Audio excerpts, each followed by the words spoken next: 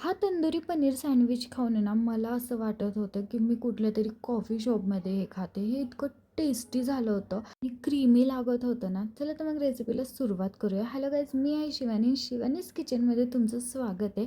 आज आपण आहे ना, एकदम साधं सिंपल तंदुरी पनीर सँडविचची रेसिपी बघणार आहोत. त्यासाठी ना 2 बारीक चिरलेले शिमला मिरची घ्यायच्यात. एक बारीक चिरलेला कांदा घ्यायचा आणि कांदा आणि शिमला मिरची खूप बारीक चिरायचे. बारीक चिरलेलं पनीर घ्यायचं आहे. त्यामध्ये आपण ऑर्गॅनो चिली फ्लेक्स टाकायचे, मीठ टाकायचं आहे चवीनुसार, काळी मिरी पावडर टाकायची आहे. जर तुम्हाला तिखट आवडत असेल ना, तर तुम्ही इथे ना मिरची म्हणजे वाटलेली बारीक मिरची पण टाकू शकता. त्यानंतर इथे शेजवान चटणी टाकायची आणि भरपूर असं आहे ना तंदुरी सॉस टाकायचे, म्हणजेच ते तंदुरी मेयोनीज टाकायचे. आता हे सगळं टाकल्यावर आहे ना एकदम व्यवस्थित पूर्ण सगळं मिक्स करून घ्यायचं आहे. म्हणजे मिक्स केल्यानंतर या प्रकारे हे दिसलं पाहिजे. आता ब्रेडची एक स्लाईस घ्यायची आहे. मी इथं मैद्याचा ब्रेड वापरला होता. तुम्ही ह्याच्या जागी गव्हाचा ब्रेड पण वापरू शकता. त्याच्यावर आहे ना जे आपण पनीरचं मिश्रण बनवलं होतं ना, ते त्याच्यावर ठेवायचं आहे. भरपूर ठेवा, जेवढं तुम्हाला आवडेल ना खायला तेवढं त्यावर ठेवा.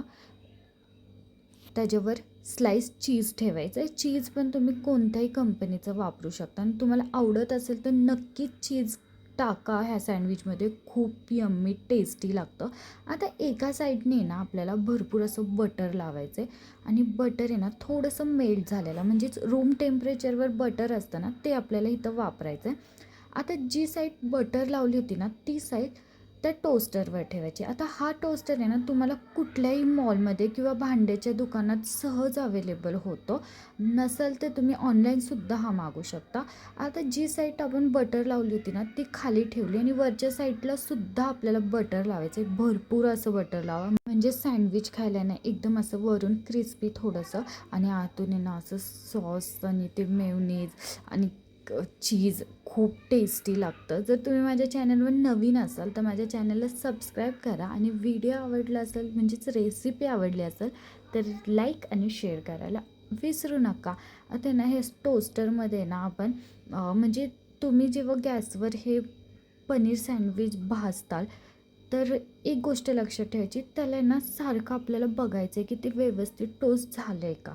नाहीतर हे खूपदा काय होतं, आपण लक्ष नाही दिलं ना की हे जळून जातं. म्हणून म्हणजे 2-3 वेळा असं अलटीपलटी करून भाजलं की चेक करायचं झालं आहे का. मस्त असं चीजी तंदुरी पनीर सँडविच तयार झालं आहे.